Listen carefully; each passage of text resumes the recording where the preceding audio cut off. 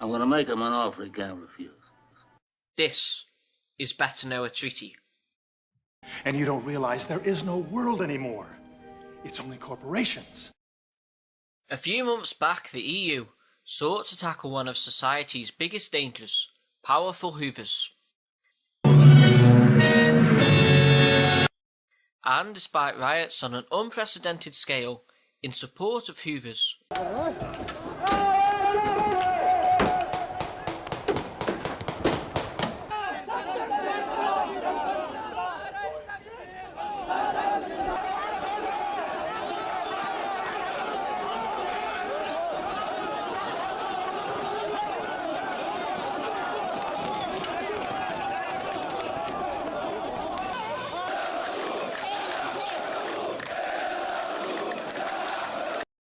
the EU managed to successfully block the sale of a range of hoovers.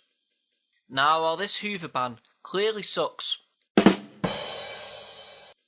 the EU have got together with their friends stateside and with a few hundred corporate lobbyists to go after just about every other freedom and product that average people value, in the form of a special new treaty affectionately nicknamed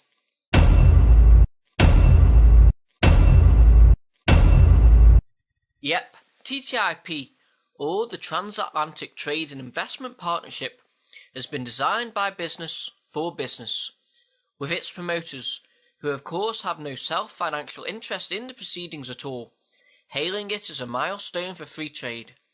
Now, putting aside how well free trade treaties seem to have worked so far, or the fact that for all intents and purposes free trade already exists, the Transatlantic Trade and Investment Treaty is so special as it comes with the following added bonuses.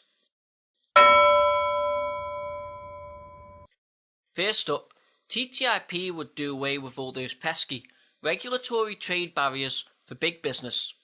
Things like food safety laws, which govern how much horse is in our meat, or how many hormones a chicken can be injected with, or the environmental laws, which stop people fracking in your back garden, or dictate how much chlorine can be in your water. All of them would be gone, which would be great for business, but not so great for the working man. TTIP would also answer the calls of every non-banker in the world by scrapping a series of bank regulations. Now, while there are very few reasons to distrust banks, meltdown. The American financial system is rocked to its foundation. The giant bank crumbles, stocks plummet. Nightmare on Wall Street. AIG fights for its life. Blood on the floor. Armageddon. A Category 5 test of our financial leverage. Well, apart from that, and I guess the other countless times they've destroyed the economy, the TTIP treaty will ensure that regulations imposed on US banks following the last financial crash will be scrapped, and instead the US will have to abide by banking regulations within the UK, which are much softer than those stateside as they don't actually exist. We can thank our Gideon for that. Still, the scrapping of these pretty basic regulations, which has been described as a bit shit by governmental figures and has the power to destroy lives, is being done with the aim of tearing open public services to big business for privatization. Now, while the privatisation of the UK's energy, train, postal, travel agents, banks, airways, buses, stationery, student loans, and almost everything else, including the family China, are great examples of the terrible effects of privatisation, the TTIP treaty would open up the rest of the UK's and other European countries' remaining public services to for-profit firms. Sold! Now, while selling off essential public services to the highest bidder, or the lowest bidder if it's done in Tower Hamlets, doesn't sound like a great idea, especially when you consider that the NHS will be up for grabs, according to our very own UK Trade Minister, Lord Livingston. It is worth noting that the French have managed to successfully exempt their cultural industries, including the film and adult film industries, from the TTIP treaty. Vive la résistance! So I'm sure we can all take comfort in knowing that the UK's leaders will, as they always do, ensure that the British people come first and that important services are protected, even if many of them do have financial stakes in private healthcare companies looking to buy up the NHS. Are we boned? Yeah, we're boned. Anyway, TTIP, which is being compared to signing up to iTunes, except with more terms and conditions, will also allow US and EU business groups and lobbyists to screen and amend legislation. This change, which corporations have been after for a number of years, could result in the trustworthy banks dictating financial laws, tobacco companies dictating cigarette packaging, and even selected dairy companies dictating whether they believe something is or is not butter. It would also help do away with pesky workers' rights and wage laws and allow businesses to influence laws that would affect social, environmental and consumer standards before any elected official even knew these laws were coming. There's also the lowering of standards that this treaty would enforce.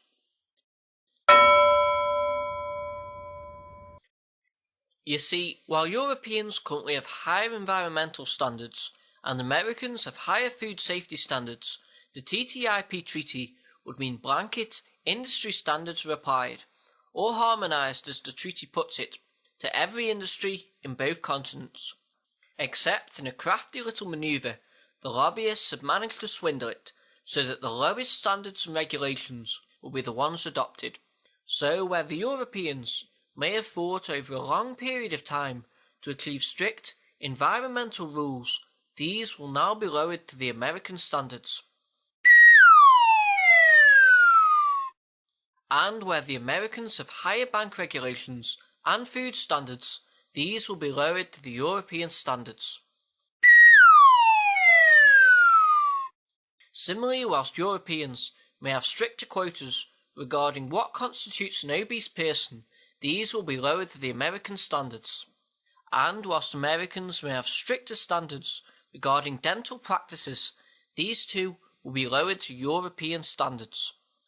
However, proponents have claimed that sacrificing these things to get TTIP would be worth it, as the EU's economy would benefit by a whopping €119 billion a year. The US economy would benefit by €95 billion a year, and each family would receive at least €545 each, with millions of jobs, which will of course be well paid, being created in both continents. However, as EU officials have done on countless previous occasions, most notably when creating the euro, it would appear that they have once again badly got their sums wrong, with an independent study revealing that any benefits will not be felt until 13 years after the deal is signed, and only if significant amendments are made to the treaty.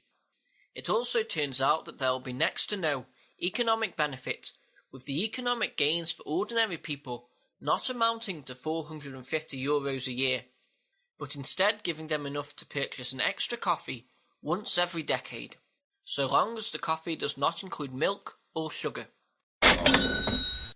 It also turns out that the promised jobs won't ever materialise, and in fact TTIP will actually cause unemployment to rise as jobs switch to the US, where labour standards, wages and union rights are lower, with EU members having already been advised, despite the treaty yet to be signed, and predictions that it will create millions of jobs, to draw on European support funds to compensate. In fact, a quick glance at a similar treaty, designed in secret by lobbyists, shows that free trade agreements are detrimental to job creation, with the North American Free Trade Agreement, which was given the nice abbreviation NAFTA, causing the loss of 1 million jobs in the States over a period of 12 years, instead of delivering the thousands of jobs promised. And as the War on Want executive eloquently put it, the TTIP treaty is an assault on European and US societies by transnational corporations.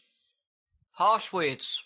However, criticism of the treaty and its potential negative impacts have not gone unnoticed, with a leading advocate of the treaty Karel de Gucht, responding to critics by saying, "Meh, TTIP will still go through." And de Gucht should know, as she's been one of the few people who've actually been involved in the meetings, as the entire thing has been conducted in silence, away from elected officials, with both the European Parliament and the US Senate and Congress having been left out of the negotiations. And of the elected 751 MEPs, only a handful will be allowed to view it, and they will have to do so in a secured reading room, which can only be accessed by a secret password. In fact, of the meetings that have occurred in Europe to thrash out this treaty, 93% of the meetings have been with business groups, and across the pond in the States, 85% of the meetings have involved a corporation. Alongside this, the chief EU negotiator has blocked the release of any documents relating to the deal for the next 30 years, and have also shut down a series of citizen initiative-led protests against the treaty, which, combined with the recent switch to a majority voting system, could see the UK or any other EU country having the treaty forced upon them, with one anonymous negotiator saying, "These discussions have to be secret. If they weren't, people would never accept them." Now, while this secrecy element of the treaty, combined with everything else it would do, surely means that while it is living up to the treaty's own motto of, "We're not just doing this for money, we're doing it for a shitload of money," it will be absolutely destructive for society. However, luckily for all of us, the lobbyists and individuals behind the TTIP treaty saved the best till last, announcing not one, but 2 new amendments to help make it that bit fairer. The first of these new amendments is the Investor-State Dispute Settlements Clause. This clause, which has been described as a get-out-of-jail-free card, allows corporations to sue governments if they introduce anything that might affect their profits, such as increasing the minimum wage, introducing a living wage, or saying you can't work 23 hours a day. The Investor-State Dispute Settlement Clause would also allow companies and banks to completely bypass the UK legal system and sue whoever they wanted in secret tribunals, and prevent any future renationalisation of services, despite 70% of the British tax-paying public wanting the trains and energy companies to be renationalised, and 92% wanting the NHS to be a national-run service, as the companies with private interests in these companies could sue the government for billions. In fact, a number of other countries, including our good friends Argentina, have already been sued under similar treaties for hurting corporations' profits, with Bolivia and their Presidente Evo Morales being one of the few countries to stand up to and defeat a similar lawsuit when they renationalised their water system and were sued for $50 million by the private water company Bechtel. But instead of paying the $50 million and bending over for Bechtel, the Bolivian leaders instead issued the following statement. Fuck off. And instead ended up paying them just 2 pesos. Somehow I doubt our leaders will have the balls to do something similar. The second amendment of the glorious TTIP treaty is the Mode 4 Immigration Clause. Despite sounding like something that will see people rounded up and placed in camps, this clause essentially allows companies and corporations to transfer workers across borders in a process similar to outsourcing.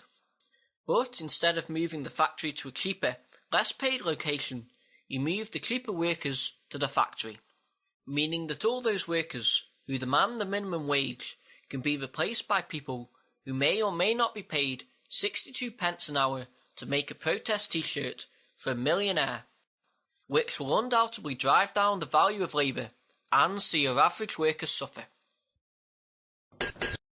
So there we have it, a few quick reasons and amendments why the TTIP treaty will threaten pretty much every decent aspect of an average working life, and while the impact of this treaty can be compared to this.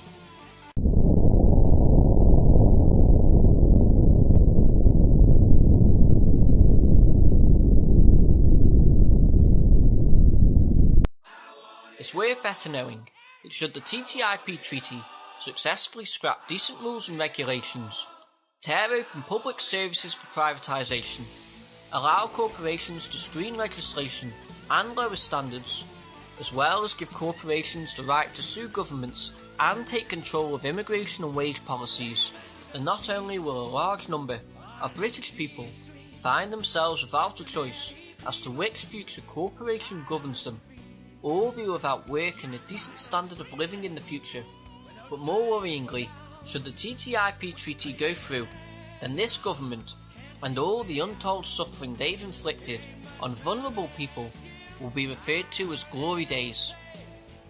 So while the TTIP treaty is the obvious result of allowing them to ban hoovers and toasters, if you fancy fighting back a little bit to stop this treaty, there's a petition and campaign from the folks at Citizens Initiative, who have already been shut down twice by the EU, that you can get involved in.